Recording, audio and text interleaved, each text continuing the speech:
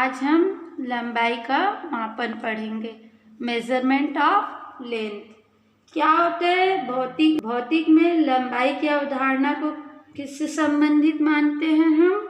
दूरी से। तो जो आकाश होता है, आकाश में क्या होता है? जैसे दो बिंदु हैं, तो इन दोनों के बीच की दूरी को क्या बोलते हैं? लंबाई कहते हैं। तो इसका मापन हम किस प्रकार कर सकते हैं, यह ज्ञात करेंगे। तो इसको लिख सकते हैं, आकाश में किन्हीं दो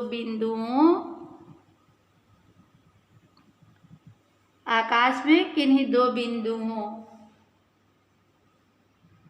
की दूरी, ये जो डिस्टेंस है दोनों बिंदुओं के बीच की दूरी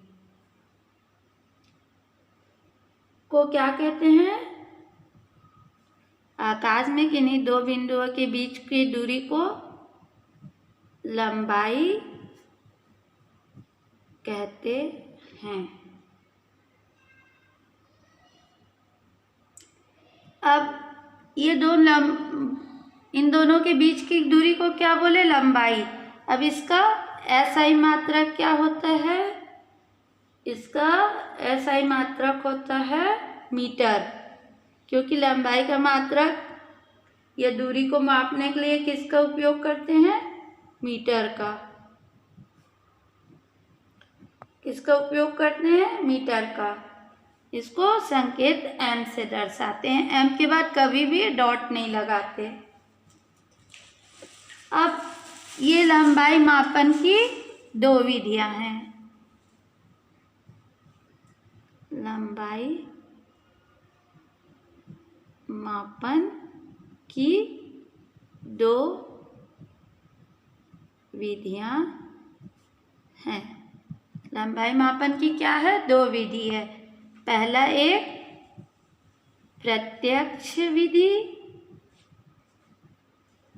और दूसरा है अप्रत्यक्ष विधि। पहला क्या है? प्रत्यक्ष विधि और दूसरा क्या है? अप्रत्यक्ष विधि। तो प्रत्यक्ष विधि में क्या होता है कि जो एक स्टैंडर्ड मान है उसकी सहायता से हम दूरी को मापते हैं। प्रत्यक्ष विधि में क्या होता है? प्रत्यक्ष विधि में जो एक स्टैंडर्ड मान है, प्रत्यक्ष विधि में जो सबको मान्य हो, ऐसा स्वीकृत हो, ऐसा स्टैंडर्ड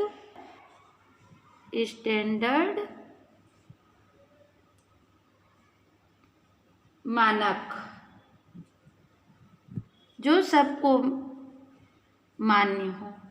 तो प्रत्यक्ष विधि में स्टैंडर्ड मानक की सहायता से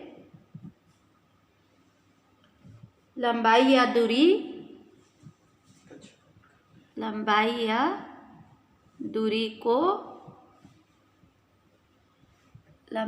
दूरी को मापा जा सकता है। जैसे कि मीटर स्केल की सहायता से, मीटर स्केल की सहायता से क्या करते हैं हम?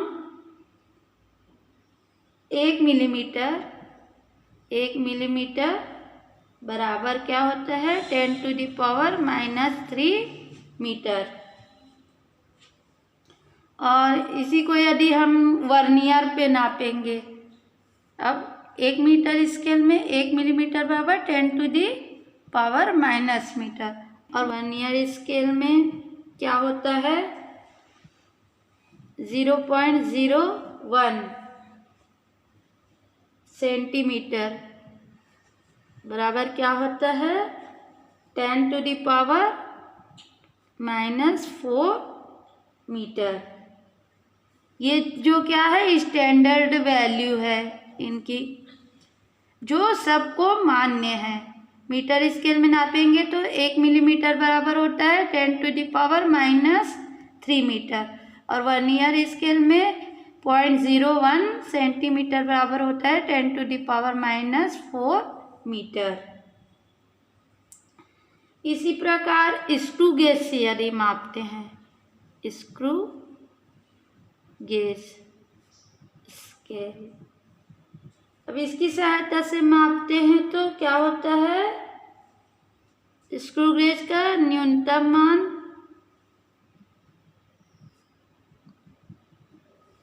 क्या होता है 0.001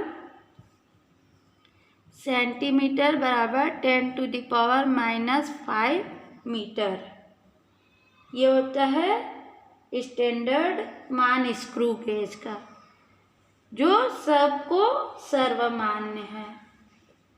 तो इस तरीके से प्रत्यक्ष विधि द्वारा किसी चीज का मापन किया जा सकता है। परंतु बहुत अधिक लंबी दूरी है, जैसे सूर्य से चंद्रमा तक की दूरी, पृथ्वी से चांद की दूरी, इन सब का मापन, या पहाड़ों की ऊंचाई ज्ञात करनी हो हमें, या फिर कोई एटम है उनके बीच की दूरी ज्ञात करनी हो, तो यह प्रत्यक्ष विधि द्वारा नहीं मापी जा सकती। इन्हें हम अप्रत्यक्ष विधि द्वारा मापते हैं। तो क्या कह सकते हैं,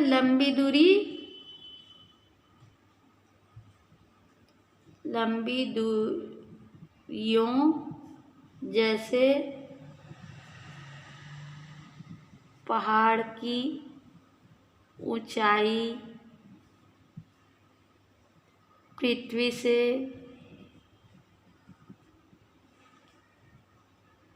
चांद की दूरी, पृथ्वी से चांद की दूरी है, और परमाणुओं के बीच की दूरी, इन सब का मापन प्रत्यक्ष विधि